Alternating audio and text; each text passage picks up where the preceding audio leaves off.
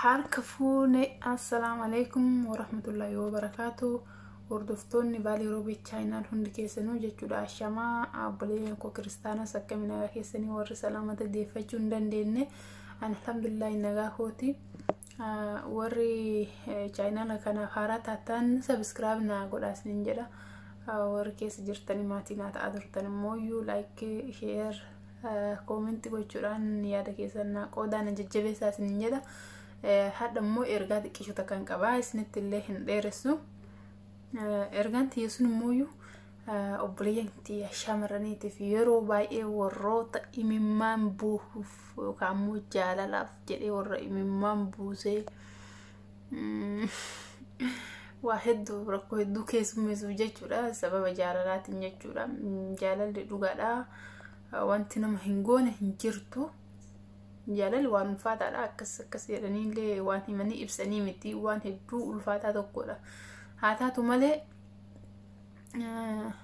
taatu malee akka itti jaalala ulfaattuu tana haala salphaadhaan keessa taruu dandeenyu yookaan keessummeessuu dandeenyu isiniif himaa jechuudha. Ammaan tanatti namni si jammaarra yookiin immoo jalqabayyuu ijoolleen dhiiraa jechuudha. Ijoolleen dhiiraa shamarran akka haadhaatitti yaadaniif yookaan immoo akkamtaati nyaattee dhuyitee baatee galtee eessa jirta maal jedhaniin hin jaalatan. Dhibbaraa dhibbatti jechuudha. Kana waan amanuu dandeenyu hundi keenyayyuu hin jaalatan. Kanaafiyyuu nama jaalatan san eessa jirta eessa oolte akkam bulte akkam ooltettee haasaa ittiin baay'isin. Siriyeesii haasaa ittiin baay'isin. Maaliifiyyuu isaan nama akka haadha jala badu san haadhuma se'an malee jaalallee yookiin immoo hiriyyaa jaalalaa hin se'an waan ta'eef jechuudha.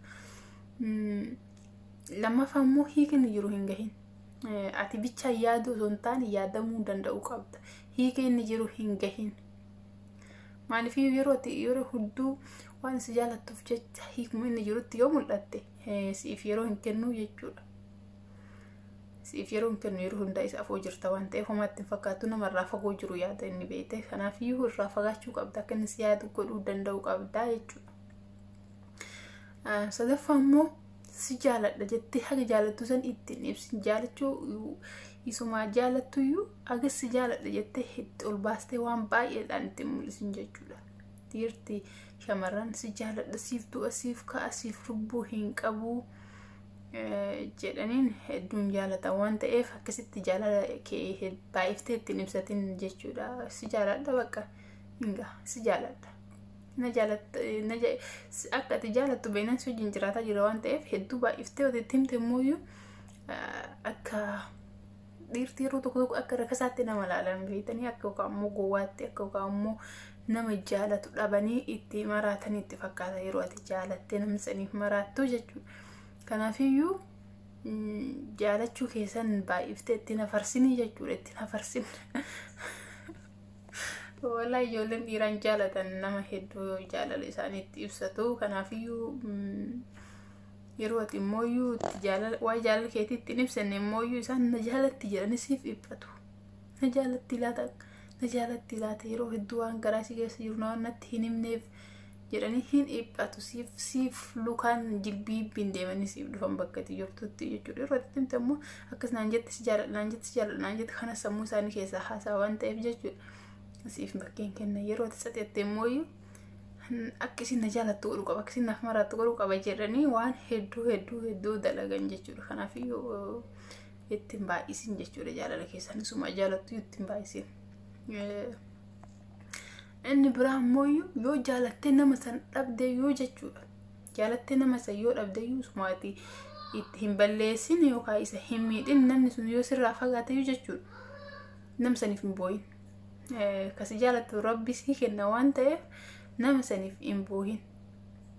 Yeroo ati nama saniif jaaladhee akkas ta'ee dhabee maali kiyyaa mammadoo kiyyaa maal tasa kiyyaa jettuun inni immoo dhibbarra deebi'ee laala wallahi ani bakka nama lootoriin addaa bahee fooyitti uffakkeessee akkasitti jiraata beektaa.